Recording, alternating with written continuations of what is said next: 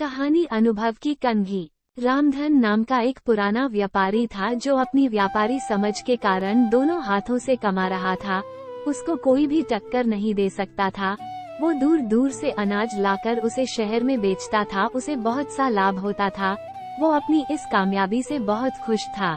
इसलिए उसने सोचा व्यापार बढ़ाना चाहिए और उसने पड़ोसी राज्य में जाकर व्यापार करने की सोची। दूसरे राज्य जाने के रास्ते का मानचित्र देखा गया, जिसमें साफ साफ था कि रास्ते में एक बहुत बड़ा मरुस्थल है।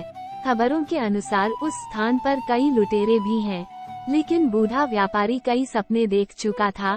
उस पर दूसरे राज्य में जाकर धन कमाने की इच्छा प्रबल थी।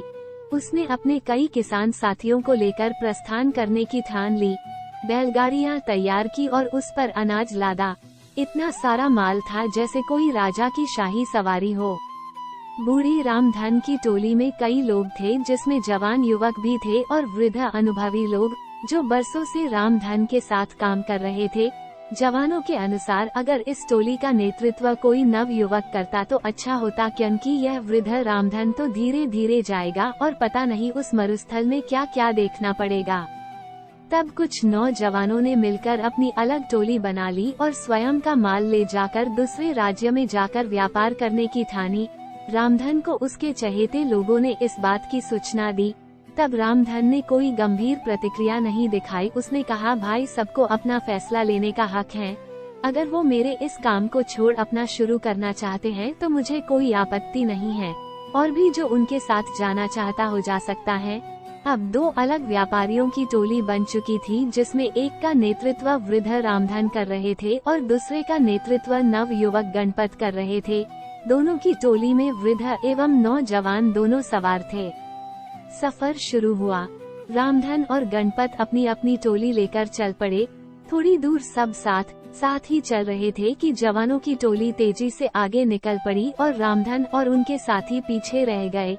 रामधन की टोली के नौजवान इस धीमी गति से बिल्कुल खुश नहीं थे और बार बार रामधन को कौस रहे थे।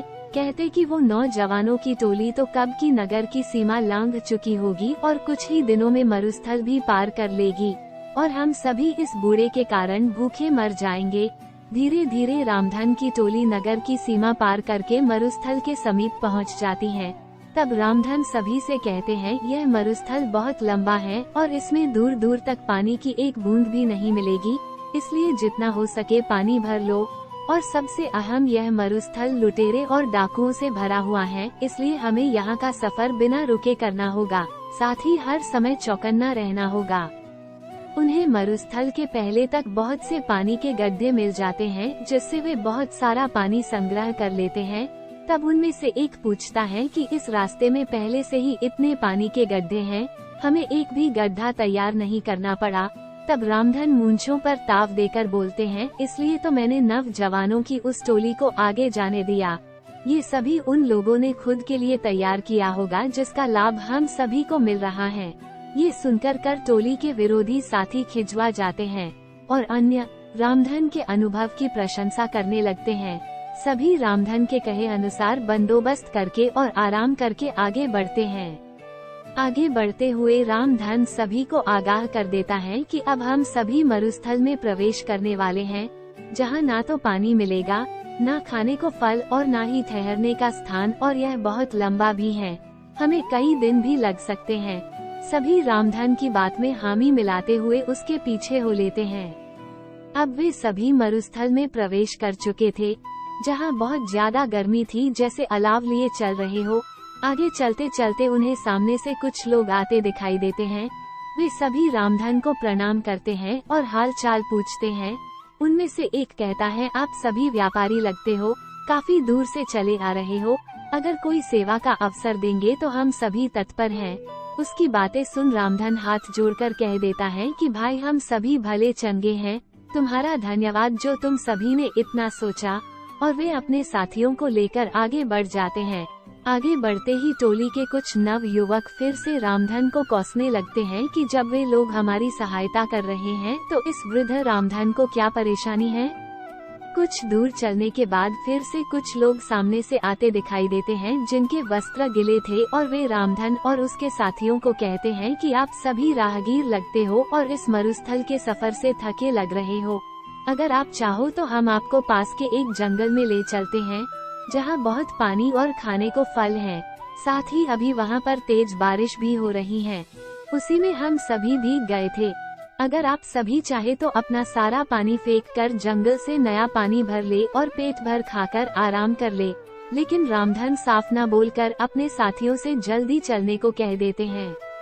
अब टोली के कई नौजवानों को रामधन पर बहुत गुस्सा आता है और वे उसके समीप आकर अपना सारा गुस्सा निकाल देते हैं और पूछते हैं कि क्यों वे उन भले लोगों की बात नहीं सुन रहे और क्यों हम सभी पर जुल्म कर रहे हैं।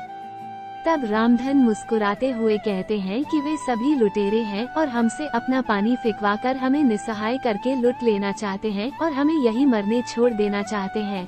तब वे नव युवक गुस्से में दांत पिसते हुए कहते हैं कि सेठ जी तुम्हें ऐसा क्यों लगता है।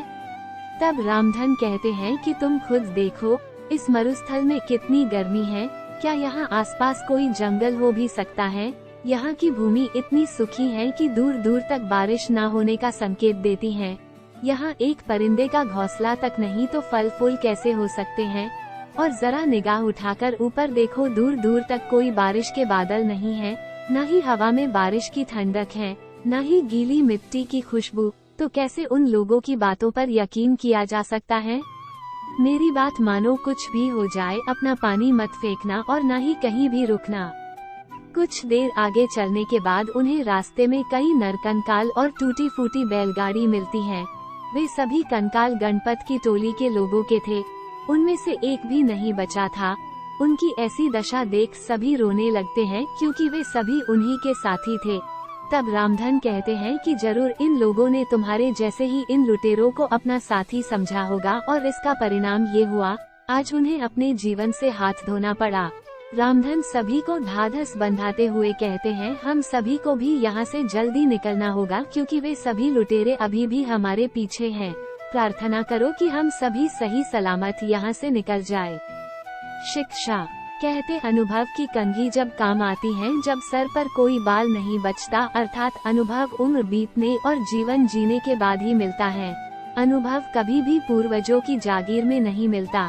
जैसे इस कहानी में नवजवानों में जोश तो बहुत था, लेकिन अनुभव की कंघी नहीं थी जो कि रामधन के पास थी, जिसका उसने सही समय पर इस्तेमाल किया और विपत्ति से सभी को निकाल कर ले गया। शिक्षा यही है कि किसी काम को करने के लिए जोश के साथ अनुभव होना भी अत्यंत आवश्यक है। आशा करते हैं कि आपको ये कहानी पसंद आई होगी। दोस्तों, आपको ये कहानी कैसी लगी और आपको इस कहानी से क्या सीख मिली, कमेंट में जरूर बताइएगा। और लाइक शेयर सब्सक्राइब करना ना भूले। धन्यवाद।